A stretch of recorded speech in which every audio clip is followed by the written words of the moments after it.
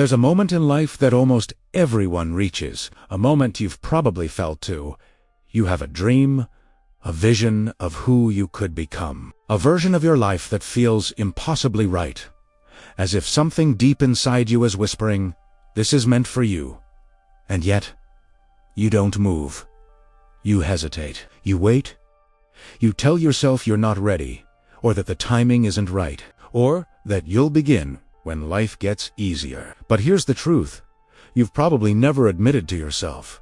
Most dreams don't die at the end.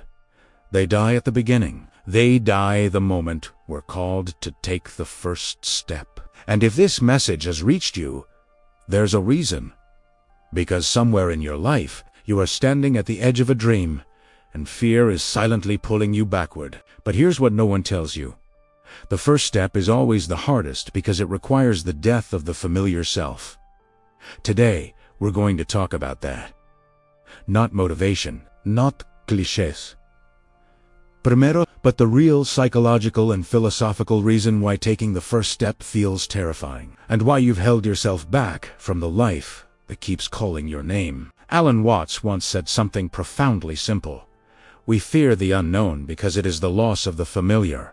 And this is the core reason most dreams die before they even begin. Because starting something new is not just a decision, it is an identity shift. It requires stepping out of the person you always been, and stepping into someone you have never proven yourself to be. Think about that for a moment. Every dream has two versions. The dream itself, the vision of what you want, the identity required to achieve it, the person you must become. And while the dream feels exciting, the new identity feels threatening. This is where Carl Jung's perspective becomes crucial. Carl Jung believed that the unconscious does everything it can to preserve the current identity, even if that identity is miserable. Why? Because the mind values familiarity over possibility. Your unconscious tells you, stay where you are. Stay who you are. At least this is known. And so the dream dies quietly. Not because you weren't capable, but because the older version of you fought for its survival. Viktor Frankl put it differently. He believed that the greatest form of suffering is not physical pain, but the pain of unlived potential, the silent ache of knowing you are not becoming who you could be. Most people feel this ache daily, but instead of confronting it, they bury it under distraction and call it being practical. They convince themselves that they are playing it safe, when really they're avoiding the emotional intensity of taking the first irreversible step. Not because they're weak, but because they're human. Let's confront something uncomfortable. You're never going to feel ready. Readiness is a myth the mind creates. To protect you from transformation, your brain prefers predictable survival over unpredictable growth. This is why Alan Watts said, "We want to change, but at the same time, we cling to what we know." The dream pulls you forward. Fear pulls you backward, and you get stuck in the middle. You tell yourself, I'll start when I'm more confident. I'll begin when I have more time. I'll take action after I learn more. But confidence doesn't come first. Clarity doesn't come first. Certainty doesn't come first. The first step comes first. Everything else follows. This is why most dreams never live long enough to become real. People wait for the fear to disappear, not realizing that fear is part of the process. Fear is the gatekeeper of every meaningful life. It's not there to stop you. It's there to test you. The question isn't, do I feel ready? The real question is, am I willing to step into the unknown while feeling unready? Because that's the only way any dream begins. Let's talk about comfort. Comfort doesn't just keep you safe. It keeps you small. It convinces you that survival is enough, even when your soul wants expansion. Alan Watts believed that most human suffering comes from resisting life's natural flow, and nothing disrupts that flow more than staying somewhere you've outgrown. But here's what no one tells you. Comfort feels good now, but in the long run, comfort becomes a prison. Viktor Frankl wrote extensively about people who felt meaningless, not because of suffering, but because of stagnation. A person can have food, safety, routine, and still feel empty. You can have a predictable life and still feel deeply lost. You can be surrounded by certainty and still feel the silent scream of unexpressed potential. Comfort numbs you just enough to make you tolerate a life that doesn't inspire you. And that's how dreams die. Not through failure, but through slow, quiet suffocation. Carl Jung believed that every major change in life requires a symbolic death. The death of old patterns, the death of old fears, the death of an outdated identity. Starting something new is frightening because it threatens the psychological world you've lived in for years. When you take the first step toward a dream, you are essentially saying, "I am no longer who I used to be." And that declaration feels dangerous to the ego. Your current identity fights back.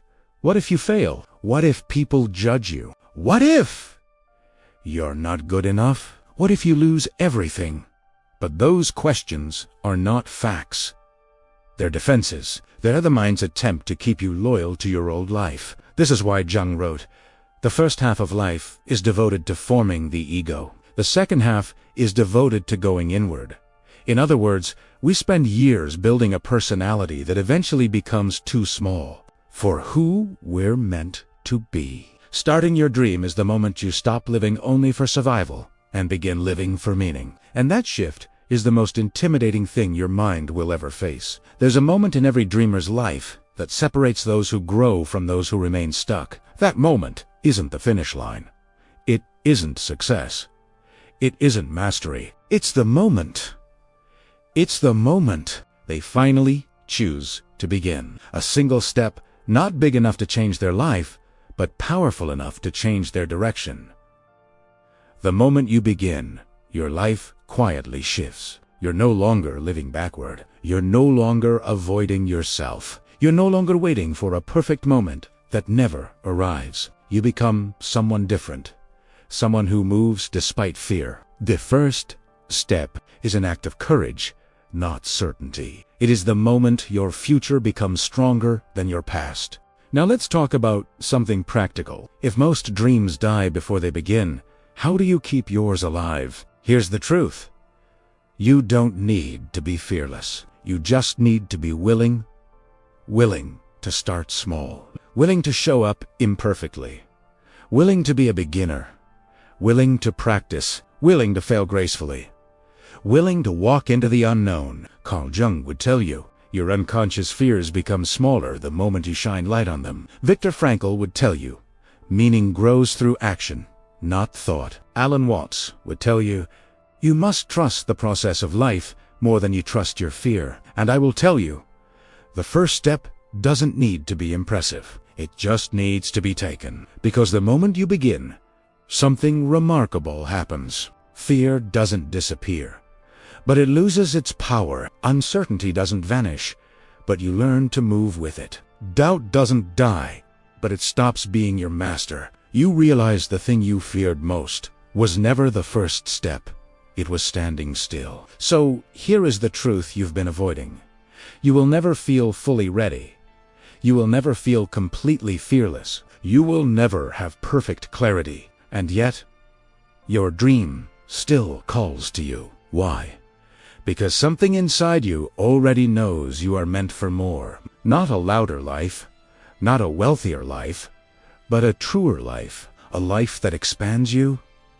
A life that awakens you. A life that aligns with the person you secretly hope to become. So let me leave you with this. Most dreams die in silence, not because life is cruel, but because people choose the comfort of the known over the possibility of transformation. Please do not let that be your story. Let your dream breathe. Let your potential stretch. Let your future self be born. Take the first step, not tomorrow, not eventually.